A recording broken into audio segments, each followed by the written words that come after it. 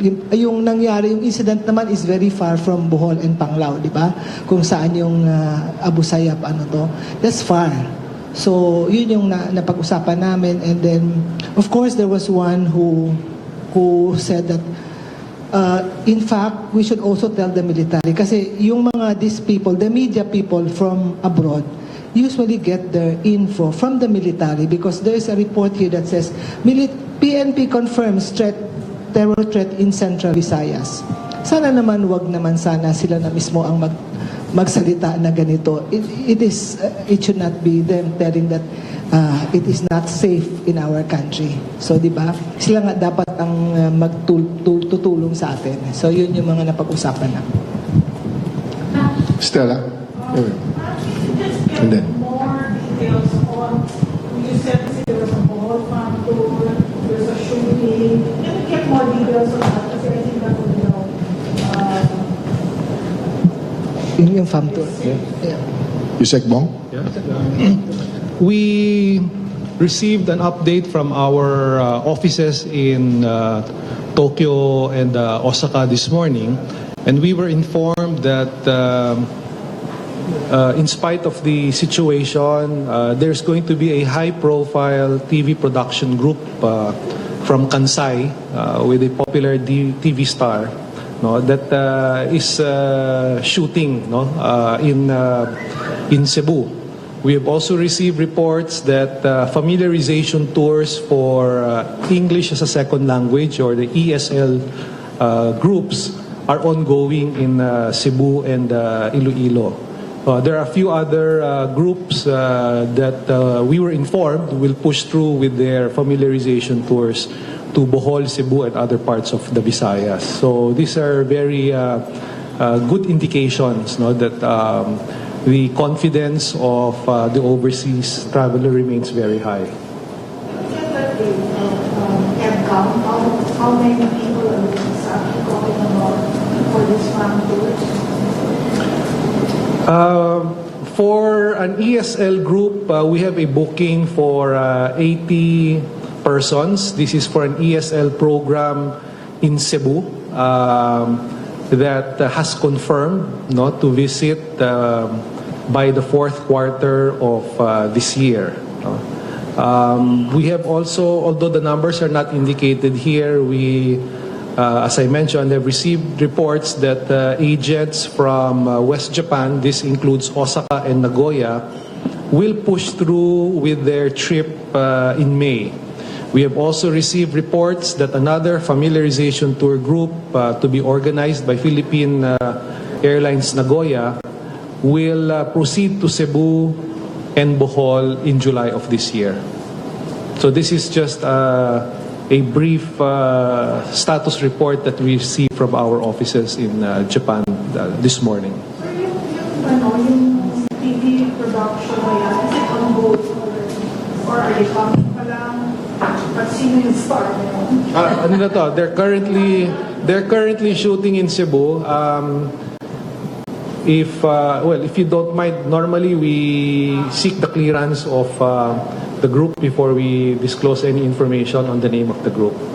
But just to assure you that there is a group in Cebu, and again, we see this as a very strong sign of their confidence in our destination. Okay, we go to the girl from CNN. Raised your hand earlier. But... I'm Camille from CNN. You mentioned that you were trying to talk to the ambassadors of Japan and Korea to have them lift the travel advisors if they have the issue. What was the feedback when you talked to them? They told us to write a letter telling that what we want, and then they will, like the Japanese ambassador, he told me, write me a letter, tell me what you want, and then I will send that letter to Japan for them to tell the Japanese tourists to travel to the Philippines because it's safe. How soon will you do that? Actually, we already made a letter and we already sent it kasi immediate yan eh. And in fact also that the UNWTO Secretary General already sent him the letter. So it's already there. So we're expecting it anytime? Anytime, yes. Okay. Yeah, and then you. Good afternoon. My name is can you get an idea, because you met with the stakeholders, what is the status now of the tourism industry? How many cancellations have been made, and what are we talking about in terms of money, in terms of possible profits that the tourism industry might make out of this? How much are we talking about? So far, hindi namang ganong kalaki as compared before with the, when they said that, saan yung, Luneta incident and also the Dos Palmas. As compared, hindi namang ganong to. So, Quantifiable numbers. ganito na numbers. Well, for Korea, the report that we got this morning showed that there are about 150 tourists who canceled. Again, just to put things in perspective, this is this is quite small. I mean, not to suggest that we are brushing it off, because we take this matter very seriously. But I think to put things in perspective, if you talk about cancellations and then you talk about those who decided to push through with their trips, it's very clear that there are a lot more tourists who decided to push through with their travel to the Philippines. So 150 tourists, Korean tourists. Korea. How about from other nationalities? How much are we talking about? Well, we don't have the, when you say how much are we talking about, well, we can only do a rough estimate, if we assume that they spend what, $50-60 a day, then maybe you can do your own estimate. But the number is quite small. Can you confirm, sir, that Raha Tours was reporting that they lost about 380 tourists last Friday, amounting to about 30 million pesos? Is that something that you can... We are not in a position to, to answer that. I think the travel agency would be in the best position to answer. I think we would focus more on how many tourists that will be visiting the Philippines. Kasi based on, Linda Tan here is the president of NITAS, and she can tell you that she has a group that's coming in, and these are Japanese tourists. Yeah. Actually, it's not really bad to other countries. Like now, for Japanese, we are now processing the Japanese school groups going to Cebu, so they will push through with a tour in spite of the advisory of other countries. How many pass? There are 30, and there are, it's a staggered base by batch. It's by batch. Last question. Secretary, Lisa Calderio was quoted saying today in Malacanang that there's no need to worry about the tourism industry because we're seeing an uptick of tourist arrivals. So all those cancellations will even out. So do you confirm, or would you agree with Secretary Galle's statement? I think there'll be more tourists coming in, I assure you. In fact, Chinese tourists will, normally kasi ganito yan. Every time there are travel advisories, every time there are bombing or kidnapping, for a while, medyo maglaylo lang yan. And after a month or two, babalik na yung mga turista. Ganun yan tayo ganun yung trend, because of course, I was in the travel business, remember, for 20 years. Ganun yan Pag may kidnapping like in Davao, every time may kinidnap dyan, or wala. Every time may bombing sa Davao, for a month, wala. And after that, it will start going up. So sa akin, let's focus on those that will come in, but rather than yung cancellation now. Because minimal lang yung cancellation Because at the end of the day, we are going out. We've been doing our sales mission. I'm assured that there will be more tourists that will come here. Just to add to what the Secretary said, and just to put things in perspective, every day we get about 3,600 Korean tourists. Every single day, 3,600 on average.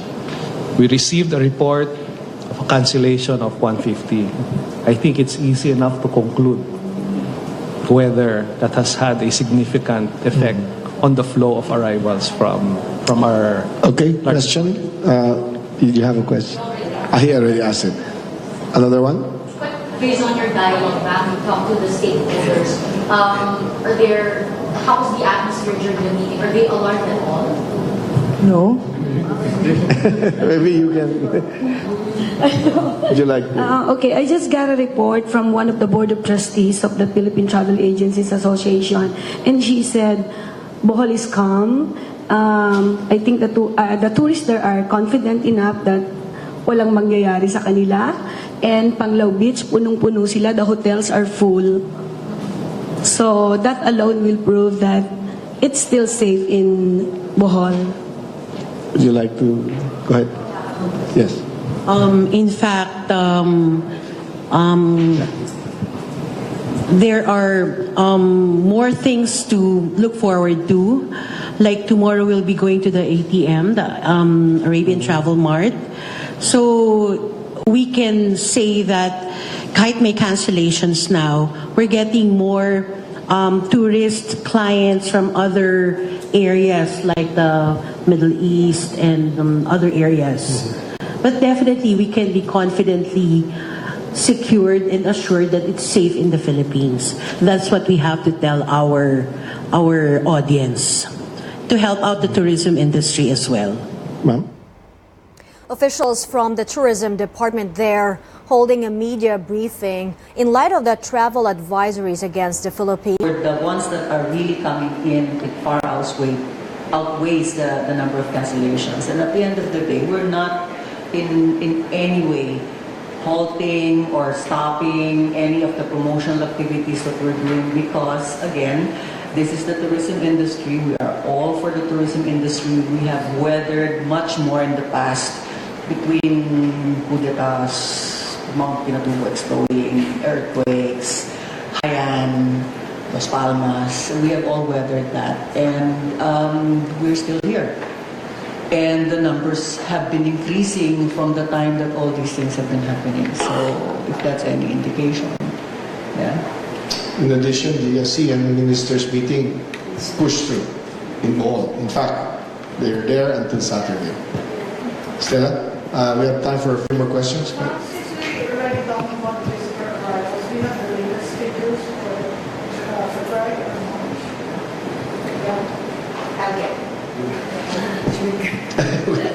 We'll get back to you.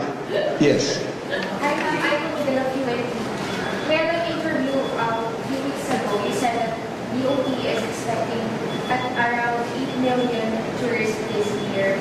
Would you think that this situation will affect the number of tourists we're expecting to come in the this year? Estimate was 8 million. I think it will still be the same. I think because right now there are lots of airlines that would like to come in, charter flights from China. In fact, there's another group that actually talked to me, and he said he'll be bringing in a group of Chinese every week, 40 passengers in a flight per week. So this will continue to the end of the year. So yun pala, hindi namin tinilang yun. So I think it will outweigh yung mga cancellations. Supposed to be, dapat ang target natin was 6 million last year. So 1 million, that's supposed to be 7 million. But then the Chinese ambassador promised me 1 million. So I was thinking of 8 million more or less. Diba? Kasi yun ang promise niya. But then I see that there are more Chinese groups that are coming in. In fact, I would like to tell you that we now have a visa upon arrival for Chinese. Actually, matagal na pala yung visa upon arrival. Yun lang, hindi lang nakascade sa mga travel agents. But there is a visa, yun naman hiningi ng Chinese ambassador, visa upon arrival. And we have that now. So we were expecting more Chinese to come here. Pero ma'am, is that also the same for us going to China? No. It's just them coming to the Philippines. Mas importante yung turistang pupunta sa atin eh. Okay. Okay. Yes, you have the data, Isaac Bong? For the month of February this year, we recorded a total of 579,178 visitors, foreign visitors. So our total for the first 2 months of 2017 is already at 1,210,817. If you do the math and you multiply that without any acceleration, we can easily exceed, 7, 7.2. With the huge numbers expected from China, there is a big possibility that we can reach our target of 8 million.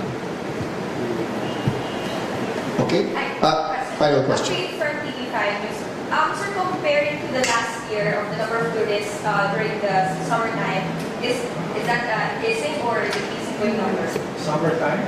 Yes, or same months. First 2 months. Oh, well, first 2 months, no? Yung first 2 months, yes, ano pa rin tayo? It's still an increase compared to... By how much? for the first 2 months of this year compared to last year, we're looking at 10.88% growth.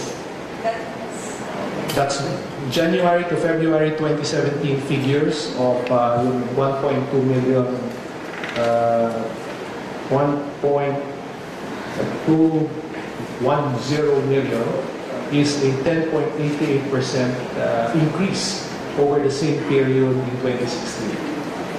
But again, just to add, yung 10.88%, I have to mention that this growth rate is higher than the global average of about 4% and higher than the Asian average of about 5.5%. Okay, final question. You mentioned earlier that some foreign media base their reports on the information they get from the military. Are you planning to talk to or military officials to discuss the procedure of the SOP on how they release these information to foreign media? Yeah, I will. I will try to talk to them because that was one of the concern of the private stakeholder because of this report that the foreign media gather info from the military. So I think I will have to talk to them. What do you want them to do now? You want them to be stricter in releasing sensitive information? Yes, I think because they should help us also because it's after all, kami nahihirapan yung sa tourism, di ba? So I think they should be coordinating with us on this. Kasi sila dapat yung nagpo-protecta, di ba? This is supposed to be their job, taking care of the tourists and taking care of the people. Okay? Okay, just habol.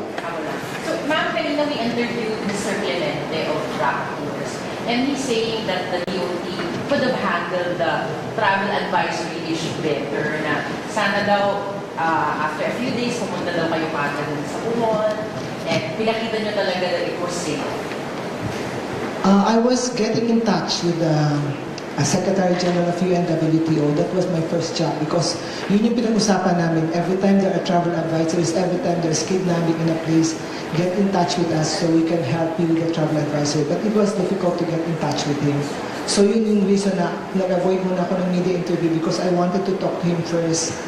And but it was so difficult. I think he was out of the country. So it was only this morning that I was able to talk to him. Last question. So, Japan and Korea na lang po yung host natin ambassadors. How about US? We focus on the Asian kasi yun talaga ang di ba? It's usually Japan, China, and Korea yung usually they cancel. The US naman hindi masyado. Okay, Madam Secretary, we'd like to take this opportunity to appeal to our domestic travelers. This is a perfect chance now to see the Philippines. Yeah, I would like to assure the general public that it's safe to travel to Bohol. In fact, I plan to bring some of the stakeholders to go to Bohol together with me and some of the media for them to see that it is really safe. And I will be going there to Bohol anytime soon with the stakeholders so that people will see that it is really safe to go and travel to Bohol. Okay, that's a wrap. Thank you very much. Magandang hapon po sa inyo. Thank you very much to our stakeholders for joining us.